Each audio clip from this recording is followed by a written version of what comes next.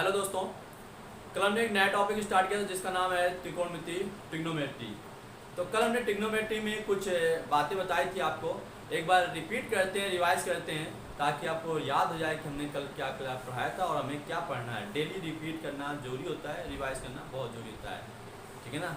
इसीलिए जब आप टीवी सीरियल देखते हैं तो टीवी सीरियल में जब आप कोई सीरियल चल रहा होता है, जब अगले दिन आप सीरियल देखते हैं तो उसका वो रिकैप दिखाते हैं कि देखिए पिछला क्या हुआ था, ताकि आपको अगला समझने में क्या हो जाए, आसानी हो जाए। तो वही यहाँ पर है कि आज को पढ़ने से पहले हम पिछले पर चर्चा कर लें कि पिछला क्या पढ़ा था, तो आज को पढ़ने और उसको समझने में क्या हो जाएगी, हमें आसानी हो जाएगी। तो बात करें थी कल हमने ट्रिग्नोमेट्री के टॉपिक में सबसे पहली बात की थी हमने कि कितने टाइप्स के टॉपिक हमें पढ़ने हैं, जिनमें से पहला था हमारे पास ट्रिग्नोमेट्री रेशियोज, त्रिकोणमितीय अनुपात। दूसरा था त्रिकोणमितीय वैल्यू। तीसरा था हमारे पास त्रिकोणमितीय आइडेंटिटीज, सविसमकाएं। चौथे नंबर पर था त्रिकोणमितीय समीकरण और पांचवें नंबर पर था हमारे पास त्रिकोणमितीय मैक्सिमम एंड मिनिमम वैल्यू निकालना। हाँ, एक पॉइंट और बताया गया था, त्रिकोणमिति में प्राचलित बिंदु का इस्तेमाल हम लोग कैसे करेंगे, इस पर हमें चर्चा करनी थी। तो इतने सारे टॉपिक पर हमने कहा था हम एक्सप्लेन करेंगे आप लोग को, हर एक टॉपिक्स के बारे में एक्सप्लेन करेंगे, उनका डिटेल्स देंगे और उनके क्या कराएंगे, आपको क्वेश्चंस कराएंगे। बात समझ में आ गई, ठीक है।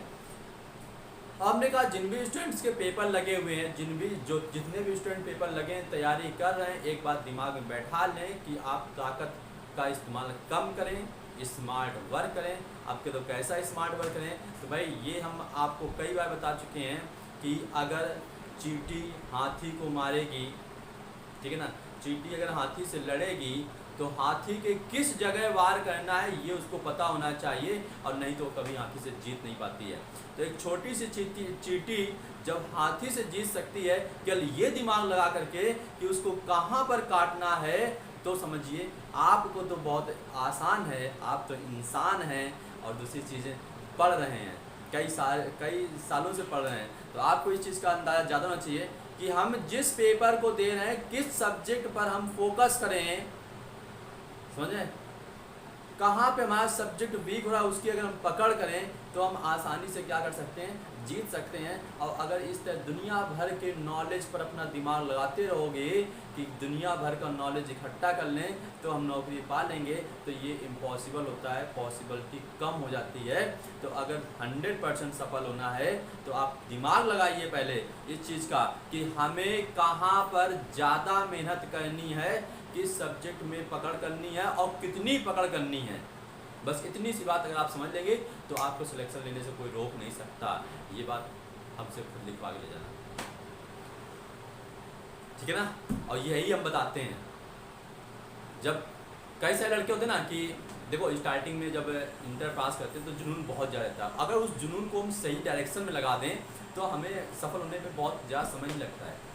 लेकिन जब हम इंटर पास होते हैं तो इतना अहम होता है हमारे अंदर, इतना रुतबा होता है, इतना कहते हैं प्राउड होता है, घमंड होता है, अरे हम सब कुछ कर सकते हैं, सब कुछ कर सकते हैं। एयरफोर्स की तैयारी करने के एनडीए भी निकाल लेंगे हम, एयरफोर्स भी निकाल लेंगे, नेवी भी निकाल लेंगे और एसएससी भी निकाल लेंगे, मतलब हर चीज़ इंटर कर निकाल सकता है। और ये बात सच भी है कि वो निकाल सकता है, लेकिन अगर किसी एक पर क्या कर दे, फोकस कर दे। तो बस यही हम कहना चाहते हैं, किसी एक टारगेट को फोकस कीजिए और उसी सब्जेक्ट में आप लग जाइए कि उसके सब्जेक्ट क्या है, उसका सिलेबस क्या है और कितनी उसमें हमें पकड़ बनानी है। चलिए बात समझ गए होंगे। तो हमने कहा हम अपने टॉपिक पे बात करते हैं आकर के कि हम ट्रिग्नोमेट्री क्यों स्टार्ट किए थे। ट्रिग्नोमेट्री हमने इसलिए स्टार्ट की थी कि जो यूपीएसआई या फिर एसएससी सीजीएल के स्टूडेंट हैं उनके लिए ट्रिग्नोमेट्री बहुत ज़्यादा पूछी जाती है। तो वो ट्रिग्नोमेट्री के क्वेश्चंस ऐसे होते हैं ना, ट्रिग्नोमेट्री क्वेश्चंस का कोई शेड्यूल नहीं होता है कि हमने एक टाइम एंड वर्क के क्वेश्चन पढ़ लिए, एक पैटर्न पकड़ लिया, उससे हम आंसर देने लगे। ट्रिग्नोमेट्री में आपके पास दो चीज़ें होती हैं, आपको फार्मूले भी इस्तेमाल करने होंगे और आपका माइंड मेकअप भी तेज काम करना चाहिए कि कैसे हम इसको कैलकुलेट कर सकते हैं, ऑप्शन से या फार्मूले से या फिर अदर किसी ट्रिक से। तो वही सब चीज़ें यहाँ पे हम आपको सिखाने के लिए आए हैं। अगर आप वीडियो में बने रहते हैं तो पूरा सीख करके जाएंगे। तो चलिए स्टार्ट करते हैं, शुरू किया जाए। तो हमने बात करी थी ट्रिग्नोमेट्री के, ट्रिग्नोमेट्री में हमने बात की थी ट्रिग्नोमेट्री रेशियोज पर। तो ट्रिग्नोमेट्री रेशियोज कितने होते हैं, 6 प्रकार के ट्रिग्नोमेट्री रेशियो बताए थे हमने, साइन, कॉस, टेन, कॉट, सेक और कॉसेक। इन सब के लिए हमने कहा था कि ये सब एक दूसरे के व्युत्क्रमानुपाती होते हैं। जैसे साइन का अपोजिट होता है 1/cos, कॉस का होता है 1/sec, टेन का होता है 1/cot। जस्ट इनके अपोजिट हो जाते थे। इसका टेन के एक रेशियो से और बनता है साइन अपॉन कॉस, और कॉट का एक रेशियो बनता है कॉस अपॉन क्या बनता है साइन बनता है। इसका इन सब के लिए हमने कहा था एक राइट एंगल ट्रायंगल, जितना भी ट्रिग्नोमेट्री रेशियोस यूज होता है वो सभी एक समकोण त्रिभुज के लिए इस्तेमाल होता है। और समकोण त्रिभुज की कितनी भुजाएं होती हैं, 3 भुजाएं होती हैं। इस बात पर भी हमने चर्चा की थी। देखिए समकोण त्रिभुज की कितनी भुजाएं होती हैं, 3 भुजाएं होती हैं। इस पर भी हमने चर्चा की थी। ये एंगल 90 डिग्री है, तो 90 डिग्री सामने वाली साइड क्या होती है हमारे पास हाइपोटेनियस होती है, जिसे हम लोग बोलते हैं कर्ण। क्या बोलते हैं कर्ण। और ये साइड जो होती है हमारे पास जब तक एंगल नहीं फिक्स करेगा तब तक डिसाइड करना मुश्किल होता है। अगर मान लो उसने ये एंगल दे दिया कितना थीटा, अगर ये एंगल दे दिया थीटा, तो ये सामने वाली साइड क्या बन जाती है हमारे पास लंब बन जाती है, और तीसरी साइड क्या बन जाती है हमारे पास आधार बन जाती है। बात क्लियर। मान लिया हमने एक राइट एंगल ट्रायंगल लिया, एक समकोण त्रिभुज लिया, ये एंगल 90 डिग्री है, ये एंगल थीटा है। अब जरा बता सकते हो कि कौन सी साइड को हम क्या रिप्रेजेंट करेंगे। तो ये साइड हमारे पास क्या बन जाएगी कर्ण बन जाएगी, ये क्या बन जाएगा लंब बन जाएगा, और ये क्या बन जाएगा हमारे पास आधार बन जाएगा। इस पर हमने कल चर्चा की थी और ये बात हमने आपको क्लियर भी की थी। अब समकोण त्रिभुज में कितनी भुजाएं बताई हमने, 3 भुजाएं बताई। समकोण त्रिभुज में 3 भुजाओं में से यदि आपको 2 भुजाएं पता है तो तीसरी भुजा आपको क्या करनी पड़ेगी, हमेशा ज्ञात करनी पड़ेगी। अगर समकोण त्रिभुज में 2 भुजाएं पता है तो तीसरी भुजा को क्या करनी पड़ेगी, ज्ञात करनी पड़ेगी। और उसको ज्ञात करने के लिए हमने थ्योरम बताई थी जिसका नाम है पाइथागोरस थ्योरम। कौन सा नाम है, पाइथागोरस प्रमेय। पाइथागोरस प्रमेय, पाइथागोरस प्रमेय में हमने क्या सिखाया था आपको, पाइथागोरस प्रमेय में सिखाया था हमने आपको कि कर्ण का जो स्क्वायर होता है, जो सबसे बड़ी भुजा कही जाती है समकोण त्रिभुज में, कौन सी भुजा, कर्ण। कर्ण का जो स्क्वायर होता है वो शेष दोनों भुजाओं के वर्गों के योगफल के क्या होता है, बराबर होता है। तो आधार का स्क्वायर प्लस लंब का स्क्वायर। यहाँ पे 3 भुजाओं में से यदि आपको 2 भुजाएं दी जाएं तो तीसरी भुजा क्या करेंगे, आप निकालेंगे, और निकालनी ही पड़ेगी, ये बात भी आपको पता होनी चाहिए। तो क्या कहा गया है, अगर कोई त्रिभुज समकोण त्रिभुज है तो उसकी सबसे बड़ी भुजा जो होती है उसका स्क्वायर शेष दोनों भुजाओं के स्क्वायर के योगफल के क्या होता है, इक्वल होता है। अगर ये कंडीशन कहीं किसी त्रिभुज में लग जाती है तो वो त्रिभुज कैसा बन जाता है पास, समकोण त्रिभुज बन जाता है। और उसमें सबसे बड़ी भुजा के सामने वाला जो कोण होता है वो कोण कितने डिग्री होता है, 90 डिग्री होता है। इतनी बात आप समझ चुके होंगे। यहाँ करने के बाद, इतना समझाने के बाद हमने और बताया था कि अगर त्रिकोणमिति रेशियो पढ़ रहे हैं तो सबके लिए हमें अनुपात पता होना चाहिए कि साइन के लिए समकोण त्रिभुज का अनुपात क्या होता है, भुजाओं का अनुपात। तो साइन थीटा के लिए था साइन थीटा इक्वल टू लंब बटे कर्ण, लंब बटे कर्ण। कॉस थीटा के लिए क्या था, कॉस थीटा इक्वल टू था आधार बटे कर्ण, आधार बटे कर्ण। बहुत बढ़िया, सीख रहे हो। और टेन थीटा के लिए क्या था, टेन थीटा इक्वल टू था हमारे पास लंब बटे आधार, लंब बटे आधार। इसका हमने इनको अपोजिट बताया था। क्या होता था इनका अपोजिट। अपोजिट कैसे, साइन का अपोजिट क्या होता है, कॉसेक होता है, कॉसेक थीटा। कॉसेक थीटा क्या बन जाएगा, कर्ण बटे लंब बन जाएगा। और कॉस थीटा का व्युत्क्रमानुपाती क्या होता है, सेक थीटा होता है। तो सेक थीटा की वैल्यू क्या बन जाएगी, कर्ण बटे आधार बन जाएगी। और टेन थीटा का अपोजिट क्या होता है, कॉट थीटा। तो कॉट थीटा की वैल्यू क्या बन जाती है, आधार बटे लंब बन जाता है। अच्छा, ये हम बार बार क्यों लिखाते हैं, आपको बार बार क्यों बोलते हैं, अरे बार बार इसलिए बोलते हैं ताकि आपके दिमाग में ये सब चीज़ें क्या हो जाए, सेट हो जाएं। जितनी जल्दी आप इनको दिमाग में सेट कर लेंगे उतनी जल्दी आप ट्रिग्नोमेट्री सीख जाएंगे। और दूसरी चीज़, आप मुंह नहीं मोड़ सकते इनसे भैया। कोई दिमाग लगा कि नहीं हमें ट्रिग्नोमेट्री नहीं आ रही तो हम नहीं सीख पाएंगे। अरे नहीं सीख पाओगे तो नौकरी कैसे लोगे तुम, ये तो सीखना पड़ेगा ना। जिसको यूपीएसआई देना भैया उसको देखना पड़ेगा, उसको करना पड़ेगा। इसलिए करेंगे, सीखो इनको, बिना सीखे नहीं बनेगा।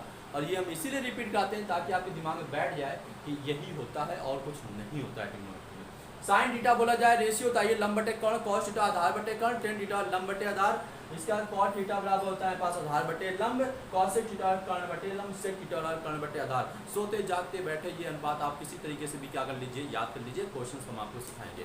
क्वेश्चंस तब तक नहीं सिखा सकते जब तक ये आप याद नहीं करेंगे, इसलिए हम फोकस कर लेते हैं। इतनी बात समझ में आ गई।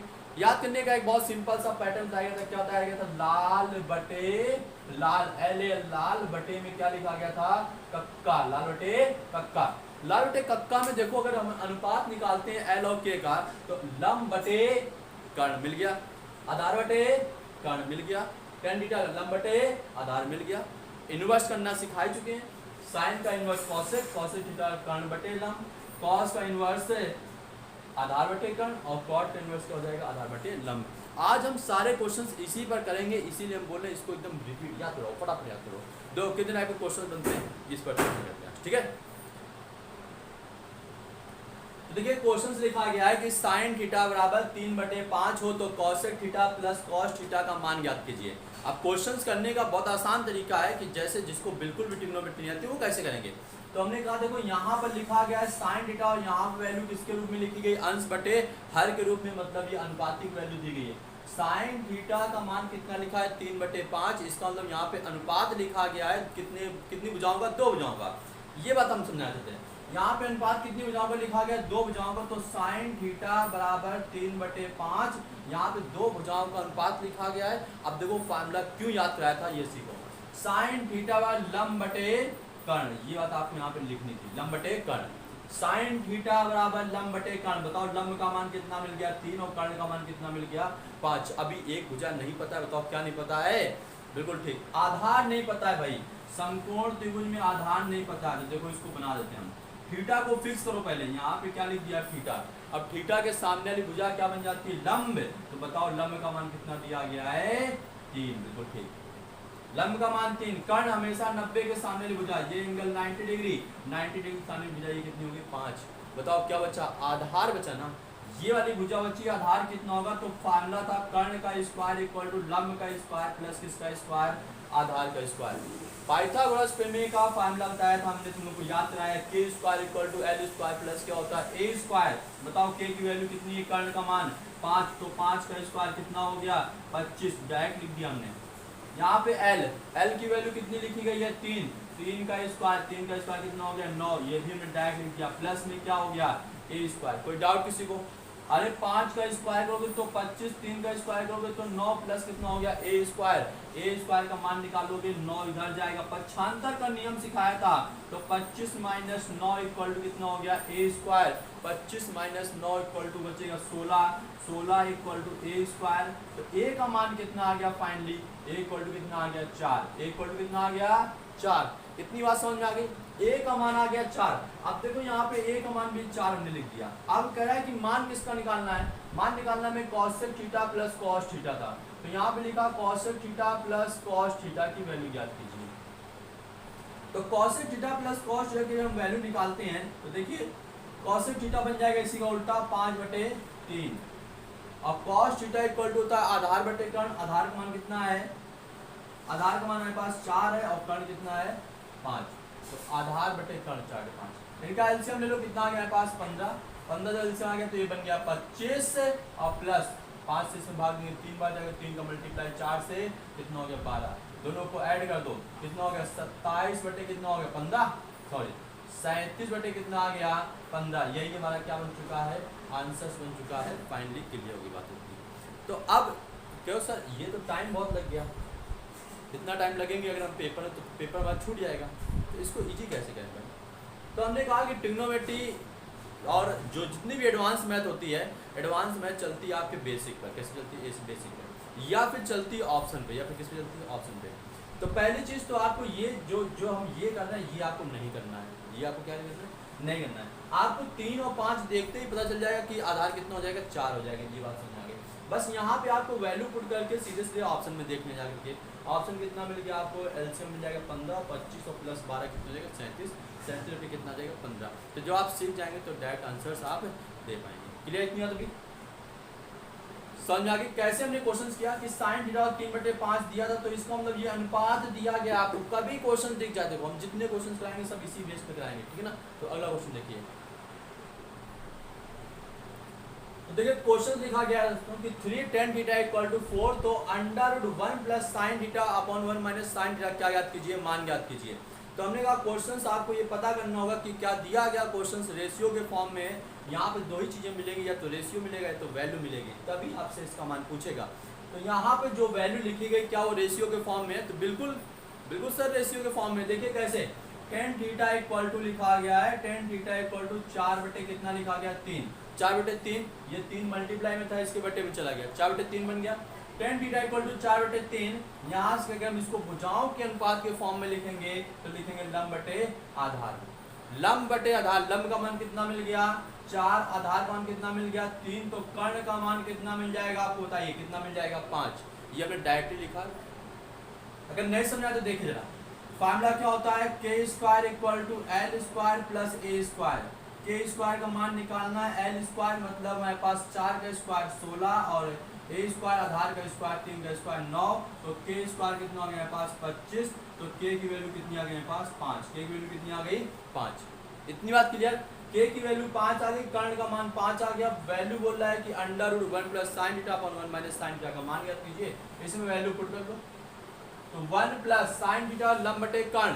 बताओ लंब का मान 4 और कर्ण का मान कितना 5, तो लंब बटे कर्ण 4/5 अपॉन में 1 माइनस 4/5। कोई डाउट, सेम ही सेम तो लिखा हुआ है साइन थीटा। अच्छा इसको सॉल्व करेंगे तो ये बन जाएगा 5 4 9, 9/5, और ये बन जाएगा 5 माइनस 4/5। तो यहाँ पे हम लिख दे रहे हैं, वैसे आंसर तो हम डायरेक्ट देते हैं 5 4 9/5 बन जाएगा। और यहाँ पे इसको सॉल्व करेंगे तो 5 माइनस 4 1 बचेगा, 1 बटे कितना हो गया 5। ये 5 से 5 कैंसिल, अंडर रूट के अंदर बचा 9, अंडर रूट 9 की वैल्यू कितनी आ गई है पास 3। यही हमारा क्या हो गया फाइनली आंसर्स हो गया। बात समझ आ रही है। जितने भी क्वेश्चंस होंगे हम ट्रिग्नोमेट्री में सब आज हम लोग को इसी तरह के सिखाएंगे, सब क्वेश्चन सिखा जाएंगे, एक भी क्वेश्चन छोड़ेंगे नहीं। बस आप सीखने की क्या रखिए भावना रखिए, मतलब कि हमें सीखना ही सीखना है। अगर हम सिखा रहे हैं, सर हमारे सिखा रहे हैं, तो हमें सीख करके ही जाना है। ये बात आप दिमाग में रखिए बस। रात रात भर आप जग सकते हैं किसी दूसरे काम के लिए, लेकिन पढ़ाई के लिए अगर कहते हैं तो बस हिम्मत हार जाते हैं। तो हिम्मत मत हारिए, पढ़ाई करिए बस सही डायरेक्शन में। अगला क्वेश्चन देखिए, अगला क्वेश्चन लिखा गया है सेक थीटा इक्वल टू 25 बटे कितना 24। सेक थीटा इक्वल टू 25 बटे 24, तो sine theta plus cos theta और बटे में sine theta minus cos theta का क्या ज्ञात करना है, मान ज्ञात करना है। इतनी बात तो आप समझ चुके होंगे कि क्वेश्चन किसका है, त्रिकोणमितीय अनुपात का है। इसका मतलब यहाँ पे दो भुजाएं आपको दी गई हुई हैं। आप ये पहचानिए कि ये दोनों भुजाएं कौन कौन सी दी गई, जरा ये देखते हैं। तो यहाँ पे लिखा गया है सेक थीटा इक्वल टू 25 बटे 24 और सेक थीटा 24 बटे 25 बटे 24 जो लिखा है ये कॉसेक थीटा का होता है। तो कॉस थीटा इक्वल टू होता है पास आधार बटे कर्ण, तो सेक थीटा बन जाएगा कर्ण बटे आधार। कर्ण का मान कितना आ गया 25, आधार का मान कितना आ गया 24। क्या पता करना है हमें, लंब का पता करना है। लंब स्क्वायर कितना होगा, तो 25 का स्क्वायर 625, 24 का स्क्वायर 576, घटा देंगे तो एल स्क्वायर इक्वल टू आ जाएगा। यहाँ पे घटाएंगे कितना चाहिए 9, और यहाँ पे 11 में घटाएंगे 7 4, तो एल की वैल्यू कितनी आ गई 7, मतलब लंब की वैल्यू कितनी आ गई 7 आ गई। बस इतनी सी बात समझिए, लंब का मान 7, कर्ण का मान 25, आधार का मान कितना मिल गया 24। इस सवाल को हल करने के लिए बोल रहा है sine theta plus cos theta upon sine theta minus cos theta का मान ज्ञात कीजिए। तो चाहिए तो यहाँ पर दोनों के मान रख दीजिए, हल कीजिए। लेकिन थोड़ा सा और इजी कर देते हैं, जब कभी आप साइन कॉस और साइन कॉस के दिख जाए वैल्यू तो आप कॉस थीटा कॉमन ले लीजिएगा। अगर आप कॉस थीटा कॉमन लेते तो जिन स्टूडेंट को नहीं पता है पहली बार पढ़ रहे हैं ध्यान देना, जब आप कॉस थीटा कॉमन लेंगे तो देखो कैसे कॉमन लेंगे, अजीब बात है। अजीब मास्टर मतलब जबरदस्ती कॉमन, मतलब जो मना है वो लो, मतलब मास्टर बन गया तो जो मना है वो करोगे। अरे भैया ऐसा नहीं है। कॉस थीटा जब कॉमन लेंगे तो जिसके कॉस थीटा जिसके मल्टीप्लाई नहीं होता उसके बटे में चला जाता है। तो यहाँ पे जब हम कॉस थीटा लिखेंगे तो ये साइन थीटा, जब कॉस थीटा कॉमन लेंगे तो साइन थीटा बटे क्या हो जाएगा कॉस थीटा, और यहाँ पे कॉस थीटा कॉमन आ गया तो बची वैल्यू क्या बची 1। अपॉन में भी कॉस थीटा क्या ले लो कॉमन ले लो, तो कॉस थीटा जब कॉमन ले लेंगे तो यहाँ पे बचेगा साइन थीटा और बटे में क्या हो जाएगा कॉस थीटा और माइनस में क्या हो जाएगा 1। देखो ये क्या हो गया कैंसिल हो गया। अच्छा किसी को ये नजर आ रहा है कि साइन थीटा बटे कॉस का एक अनुपातिक वैल्यू ने लिखाई थी किसी एक ट्रिग्नोमेट्री रेशियोज के लिए, क्या थी वो वैल्यू tan थीटा, बिल्कुल ठीक था। क्या बन गया ये tan थीटा प्लस 1 अपॉन में क्या बन गया tan थीटा माइनस 1। इतनी बात समझ आ गई। अब देखो इजी हो गया, क्यों, क्योंकि हमें केवल किसके मान रखने हैं tan थीटा के मान रखने हैं। तो tan थीटा इक्वल टू कहता है लंब बटे आधार, तो लंब का मान कितना था 7 और आधार का मान कितना है 24, तो कितना हो गया 7 बटे 24 और प्लस 1 और बटे में 7 बटे 24 माइनस 1। कोई डाउट, 24 इसमें एलसीएम ले जाएगा तो 24 7 के साथ जुड़ जाएगा तो 31 बटे कितना हो जाएगा 31 बटे 24 हो जाएगा। अब बटे में यहाँ पे 24 माइनस का होगा प्लस का 7 होगा तो इसमें घट जाएगा, तो माइनस का कितना बचेगा हमारे पास 17 बचेगा शायद, 17 बटे कितना हो जाएगा 24। ये डिवाइड हो गया, वैल्यू कितनी आ गई माइनस का 31/17। यही क्या हमारे पास फाइनली आंसर बन गया। बात समझ में आ गई? कोई डाउट? तो हमने कहा सीखना क्या था, हमें केवल और केवल समकोण त्रिभुज की भुजाएं निकालनी थी। तीसरी भुजा, दो भुजाएं मिल जाएंगी, तीसरी भुजा यहाँ से ज्ञात करेंगे। इसके बाद जिसका मान पूछ रहा है उसके फार्मूले आपको पता होने चाहिए। इसका अनुपात क्या होता है, इसका अनुपात क्या होता है, इसका अनुपात क्या होता है, इसका अनुपात क्या होता है, उसमें जाकर के वैल्यू पुट कर दो, कैलकुलेशन को सिंप्लीफाई कर दो, क्या आ जाएगा आपका आंसर आ जाएगा। कोई डाउट? चलिए अगला क्वेश्चन देखते हैं। क्या लिखा गया है क्वेश्चंस में? लिखा गया है कि साइन थीटा इक्वल टू, क्या लिखा गया है क्वेश्चंस में? लिखा गया है साइन थीटा इक्वल टू √3/2। तो sec theta plus tan theta क्या ज्ञात कीजिए, मान ज्ञात कीजिए। अब आप बात समझ चुके होंगे हमारी। क्या लिखा गया है? साइन थीटा मतलब लंब बटे कर्ण, लंब बटे कर्ण। क्या नहीं पता है? आधार नहीं पता है, तो आधार का स्क्वायर इक्वल टू के का स्क्वायर माइनस एल का स्क्वायर। बड़ी भुजा में ही छोटी भुजा को घटाते हैं हमेशा। तो k का स्क्वायर मतलब 2 का स्क्वायर 4 का स्क्वायर बन जाएगा, ये 4 हो जाएगा मेरे पास माइनस √3 का स्क्वायर। तो √3 का स्क्वायर, तो जिन साथियों को नहीं पता उनको हम बता दें, यहाँ पे 2 का स्क्वायर लिख देते हैं ताकि कंफ्यूजन ना हो। 2 का स्क्वायर कितना हो गया 4, √3 का स्क्वायर कितना हो गया 3। एक बात बताना चाहेंगे कि जिनको √3 का स्क्वायर नहीं पता है वो सीख लें। √3 का मतलब हो गया, √3 का स्क्वायर का मतलब हो गया √3 का गुणा √3 से। जब दो वैल्यू रूट की मल्टीप्लाई होती है तो वो कंप्लीट नंबर बन जाता है 3। बात समझ गए? √5 का मल्टीप्लाई √5 से, बताओ आंसर कितना आ गया 5, कंप्लीट वैल्यू बन जाती है। बात समझ गया हो गया? तो यहाँ पे √3 का स्क्वायर कंप्लीट वैल्यू कितनी मिल गई आपको 3। बताओ 4 में 3 घटाओ कितना बचेगा 1।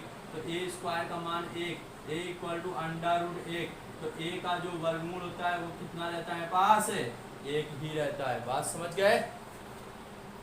तो लंब पता चल गया √3, आधार के पता चल गया 2 और आधार कितना चल गया 1। बात समझ गए? सभी वैल्यू मिल गई समकोण त्रिभुज की, तीनों हो जाएं। अब हमें कह रहा है कि इसका मान ज्ञात कीजिए। तो देखो सेक थीटा प्लस क्या लिखा गया है tan theta, sec theta plus tan theta. तो सेक थीटा का formula, sec theta equal to होता है आधार बटे कर्ण, आधार बटे कर्ण। टेन थीटा होता है लंब बटे आधार।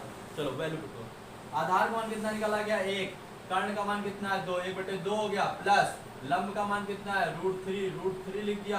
आधार का मान कितना है 1 लिख दिया। एलसीएम ले लो, एलसीएम कितना आ गया 2। जब 2 एलसीएम आ गया 2 से डिवाइड करोगे 1 का मल्टीप्लाई 1 तो 1 ही रहेगा, प्लस यहाँ पे 1 से डिवाइड करोगे 2 बार जाएगा, 2 का मल्टीप्लाई √3 से करेंगे तो 2√3। तो वैल्यू आ गई 1 + 2√3/2। यही फाइनली हमारे पास क्या हो गया आंसर। क्या हो गया आंसर हो गया। समझ में आ गई बात? नहीं आया भी? समझ में आया तो नोट करो इसको। अच्छा इसी क्वेश्चंस को एक और पैटर्न पे करते हैं, वो भी समझ लेते हैं जरा। देखो वो पैटर्न क्या है, जब ट्रिग्नोमेट्री के क्वेश्चंस में रेशियो वाली वैल्यू देते हैं तो हमें ये क्वेश्चन थोड़ा सा एक कदम आगे चलेंगे, एक कदम आगे चलेंगे जहाँ हमने पढ़ाया नहीं फिर भी हम ये बताएंगे। जब वो भी पढ़ाएंगे तब वो भी बताएंगे। तो ये बात समझ में आ गई? इसको मेट दें। देखो एक पॉइंट और क्लियर करना था हमें कि जब कभी कभार ऐसा होता ना कि हमें जो अनुपात लिखता है, क्या लिखता है, जो अनुपात लिखता है वो कभी कभी ट्रिग्नोमेट्री वैल्यूज दे देता है डायरेक्टली। कहता है वैल्यूज। देखो साइन थीटा इक्वल टू √3/2 दिखा है, वैसे नहीं पढ़ाया नहीं फिर भी हम बता देते हैं, शायद कुछ स्टूडेंट पढ़ा होगा। साइन थीटा इक्वल टू √3/2 है, जो √3/2 होती है ये वैल्यू होती है साइन 60 की। किसकी होती है साइन 60 की। तो sine theta equal to sine 60 लिखा गया है। तो यहाँ से थीटा की वैल्यू डायरेक्ट निकालते हैं, कितने लिखा गया 60 लिखा गया। अब थीटा की वैल्यू यहाँ पे पुट कर दी जाती है, तो ये बन जाएगा सेक 60 डिग्री बन जाएगा और प्लस ये बन जाएगा टेन 60 डिग्री बन जाएगा। कोई डाउट? कोई डाउट नहीं। अब ध्यान देना जो सेक 60 की वैल्यू होती है वो हमारे पास होती है cos 60 का अपोजिट, और सेक 60 की जो वैल्यू बन जाएगी वो बन जाएगी हमारे पास 2। कितनी बन जाएगी 2 प्लस, और टेन 30 की वैल्यू हमारे पास क्या होती है √3। तो ये बन गया हमारे पास √3। वैल्यू कितनी हो जाएगी हमारे पास सेक 60 की वैल्यू 1/2 cos 60, तो 2 + √3। रुक जाओ थोड़ा सा। तो ये वैल्यू आ गई हमारे पास कितना आ गया 2√3, 2 + √3। अच्छा इसके पहले आंसर मैच नहीं कर रहा है ना हमारा, तो इसका मतलब वहाँ पे कुछ वैल्यू हमारी क्या हो रही है मिसप्रिंट हो रही है फिर। तो उस वैल्यू को हमें फिर से एक बार चेक करना पड़ेगा, क्योंकि जो हमने पहले पढ़ाया उसका आंसर मैच नहीं कर रहा है। ये हमारे पास एकदम डेफिनेटली सही है कि सेक थीटा की वैल्यू 2 होती है, टेन थीटा की वैल्यू √3 होती है, दोनों को ऐड करेंगे 2 + √3 होगी। लेकिन इससे पहले जो आंसर निकाला था वो दूसरा आंसर निकाला शायद, तो कहीं ना कहीं आंसर हमारे डिसमैच कर रहा है। चलिए हम पहले इस बात को फिर से रिपीट करते हैं। यहाँ पे वैल्यू लिखी गई हमारे पास ये था हमारे पास साइन थीटा इक्वल टू लंब बटे कर्ण, तो ये लंब था, ये कर्ण था। आधार की वैल्यू कितनी निकाली थी हमने? 1 निकाली थी। अच्छा, सेक थीटा इक्वल टू होता है हमारे पास कर्ण बटे आधार, यही वहाँ पे मिसप्रिंट हो गया था, हमने उसको आधार बटे कर्ण के फॉर्म में लिख दिया था। सेक थीटा इक्वल टू क्या होता है हमारे पास? कर्ण बटे आधार, कर्ण की वैल्यू कितनी है? 2 है, और बटे में आधार कितना है? 1 है। और टेन थीटा इक्वल टू होता है लंब बटे आधार, तो लंब की वैल्यू कितनी है हमारे पास? √3 है, और आधार की वैल्यू कितनी है? 1 है। तो यहाँ पे जब दोनों के बटे में 1 है तो इसका कोई लॉजिक नहीं बनता है, 2 प्लस क्या होंगे? √3। तो यहाँ से भी आंसर आएगा हमारे पास 2 + √3। इसका मतलब जो पहले जो आंसर हमने लिखा था 1 + 2 √3/2, वो आंसर हमारा गलत है। बात क्लियर? तो इसको क्या करिए आप सही करिएगा। क्लियर नहीं है? तभी यहाँ तक क्लियर होगी ना? कोई डाउट किसी को? कोई डाउट नहीं। चलिए अगला क्वेश्चन देखते हैं। तो दोस्तों 4 क्वेश्चन लिखे गए हैं। ये 4 क्वेश्चन आपको अपनी प्रैक्टिस के लिए दे रहे हैं, आपकी प्रैक्टिस के लिए कि आप इनके आंसर्स हमें कल दीजिए, ठीक है, कमेंट्स बॉक्स में, और हम उनके आंसर्स को डिस्क्रिप्शन बॉक्स में डाल देंगे, तो आपको ये क्लियर पता चल जाएगा कि हमारे आंसर जो है वो सही है या गलत है, ठीक है ना। और एक काम और बताते हैं कि वीडियो जब देखने जाया करिए तो वीडियो ही देखा करिए। हमारा वीडियो देखते देखते और कुछ मत देखा लगे तुम लोग, उसमें टिकटॉक और कॉमेडी और पिक्चर्स, और ये देखिए सबसे ज़बरदस्त बाहुबली का अब तक का सबसे ज़बरदस्त सीन, ऐसी पिक्चर दोबारा कभी बनी नहीं। तो ये सब चीज़ें मत जाया करो। बोलना है कि आप देखते तभी हमसे बोलना है। अरे हाँ, हम भी इन सब चीज़ों पे पढ़ जाते हैं कभी-कभार। हम भी कभी कभी यूट्यूब में कुछ पढ़ने के लिए जाते हैं, पता चलता है कि हम उस पढ़ने के डायरेक्शन से दूसरी डायरेक्शन चले जाते हैं। तो हम बोलते हैं कि उन पर थोड़ा सा कमांड करिएगा। आप लोग यूट्यूब पर देखने के लिए गए तो यूट्यूब में जिस चीज़ के लिए गए वही चीज़ करिएगा, फिर वापस आ जाइएगा, उसको बंद कर दीजिएगा। क्लियर? तो बस आज के लिए इतना ही है, पर्याप्त। कल फिर मिलते हैं एक नई किरण के साथ, नई सुबह के साथ, नए जोश के साथ। जय हिंद, जय भारत।